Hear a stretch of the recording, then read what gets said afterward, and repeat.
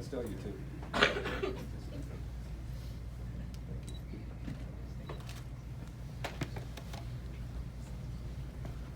Well, this is indeed humbling, especially after that introduction. I am a Cubs fan, so I have been humbled most of my life, more than most. This is another one of those times. Thank you to the association for this stunning honor, mainly and allegedly because of my contributions to broadcasting. I say that because for whatever I have given broadcasting, it cannot compare to what broadcasting has given me. When I was a kid, broadcasting gave me hope. I wanted to be a baseball player. Unlike most kids, I was a realist. We have a small backyard at 714 Middlebury Street, and when I couldn't hit the wiffle ball over our left field fence that was not very deep, I realized that dream was not going to come true. But having watched Jack Brickhouse on the big antenna, having watched Howard Cosell be at all those big events nationally, having heard Jack Laurie from Rice Field and Northside Gym, having heard Don Fisher call the Hoosiers, I knew there was a way I could still be at games. So thank you, Jack and Don especially, for being a huge influence in my life, even though you probably didn't know at that time how much. One day at the Elkhart Public Library, in the kids section, I found a book by Ken Coleman titled, "So You Want to Be a Sportscaster?" Yes, I do. How much do I remember that book? The spotting board that I used for football came from that book. There were all kinds of tips. Ken Coleman has since passed into the great beyond, but if you don't think books matter, think again. Thank you to Mom and Dad for putting up with the weird kid in the family.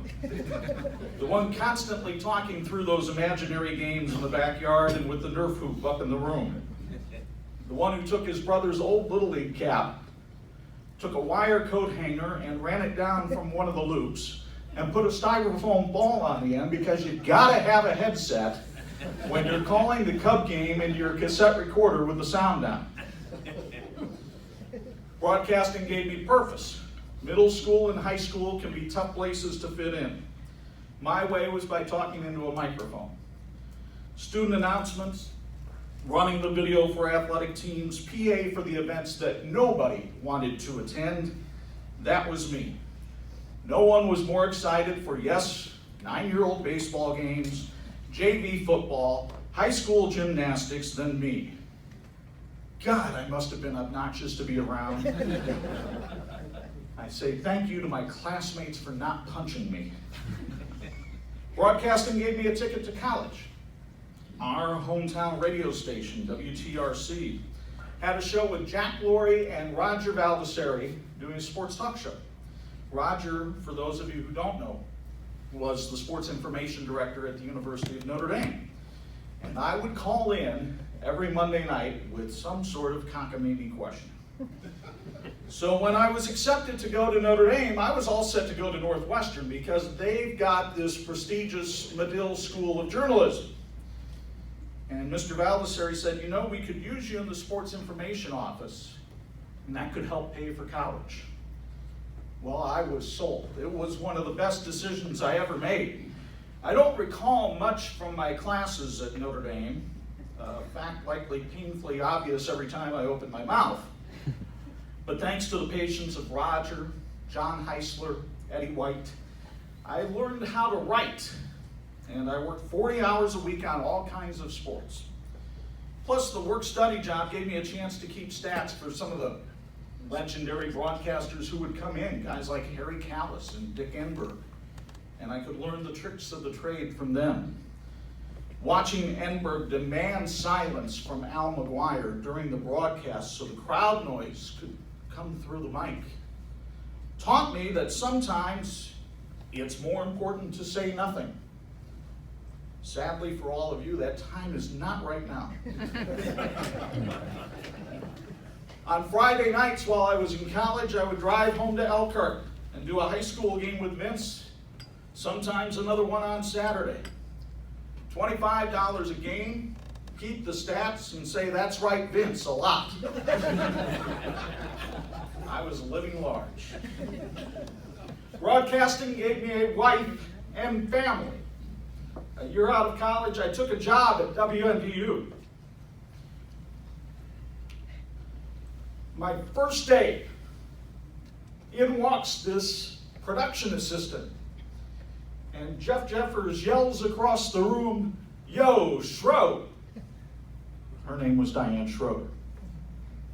So on day 2, Jeff was not there when she walked in, and I greeted her with, "Yo, Schroeder." Learning later, she thought, "Who's this jackass?"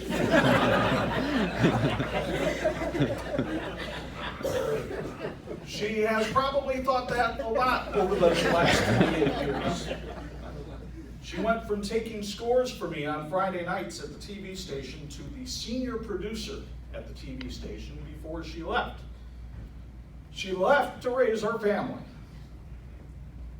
There's no doubt in my mind she could have been a big-time star as a news producer. But she's a bigger star as a wife and mom. For those of you at our table in the pool, whatever time, whoever had about 6 minutes in for me to start blubbering, you can collect. I could not do what I do without her. I would not want to do what I do without her. And because of my marriage to her, I can say that broadcasting has strengthened my faith, although probably not as much as it has strengthened hers.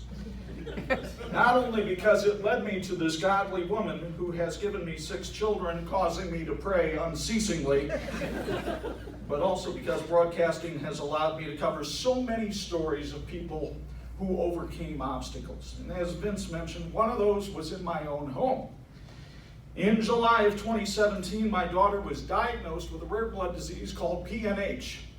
It affects 1 in 1.3 million people. No, she couldn't hit the Powerball, she had to get this.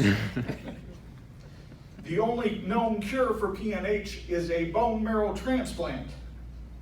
It began a 1-year odyssey of finding a donor, watching my daughter go through chemo, having the transplant, and the recovery. But at that time, broadcasting not only gave me a family, it gave me a community. Not only my fellow broadcasters who rallied around me, but the players and coaches who reached out, the listeners and viewers who offered prayers. You know, so many families who have to go through that kind of tragedy have to go through it alone. And I didn't have to just because of the wonderful profession that I get to be a part of. I have no doubt that's one of the reasons Mary has made a full recovery. And it is also the reminder that as a broadcaster or as a sports writer, we have a responsibility to our communities to be a voice for those in need, whether they be the hungry, the underserved, or those in crisis. Broadcasting has allowed me to use my time and talents because we're in broadcasting, we don't have treasure. But we can still make a difference for those in our community. I've had people ask me occasionally, how much money do you think you've raised with the events where you've been the MC or the auctioneer? And my answer is, I don't know, apparently not enough because they keep asking. And that's okay, because it's an honor to serve our communities. Broadcasting has given me travel to exotic locales like Miami and Las Vegas, and the less exotic of Mishawaka and LaFountain.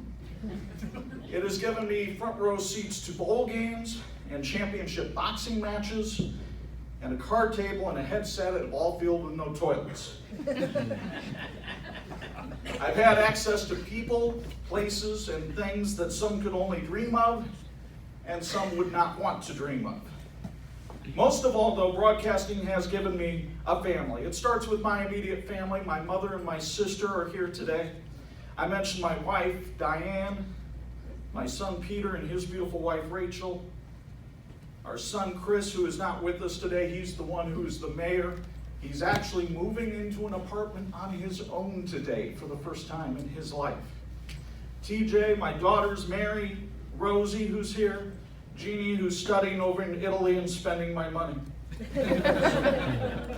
I'm so happy all of you can share in this moment. You mean the world to me. If that's not evident, I don't know what'll get it across.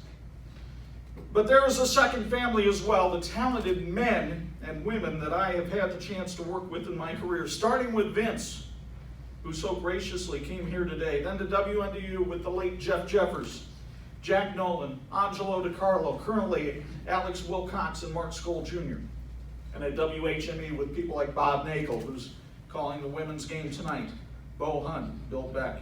They're like brothers to me. I can't express to you how much they mean to me. In the case of Jeff, how much I miss him.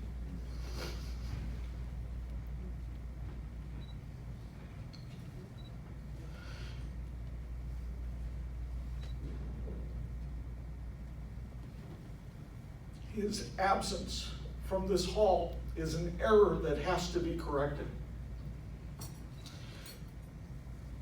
But also to the directors, producers, photographers, and engineers who are so vital to any broadcast success.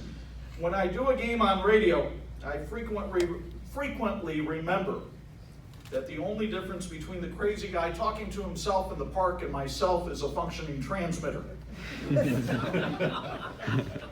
Broadcasting has given me all of this.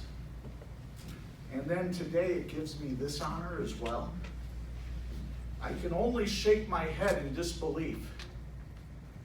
Throughout my career, all I have really done, all I have ever really accomplished is talking about the accomplishments of others. But then again, we can't all be heroes. Somebody has to stand on the curb and applaud as the parade goes by. I thank God for giving me a front row seat and a microphone, and most of all, people like you who for the last 15 minutes have been willing to tolerate me, watch, and listen. May God bless you as He has so richly blessed me. Thank you.